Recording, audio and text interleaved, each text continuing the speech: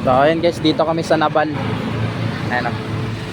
So bibili ako ng tsinelas kasi papakita ko sa iyo yung tsinelas ko kung ano na nangyari. Yan ang tsinelas guys. Ayun o.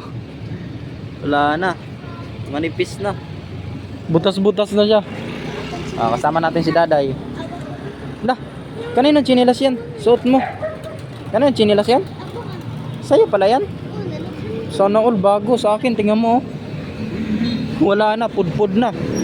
Ang suri gani, di masakay og ka ng mga kuan, bike. Mga ganyan, tricycle, kailangan baktas. Nagreklamo siya guys na ano daw.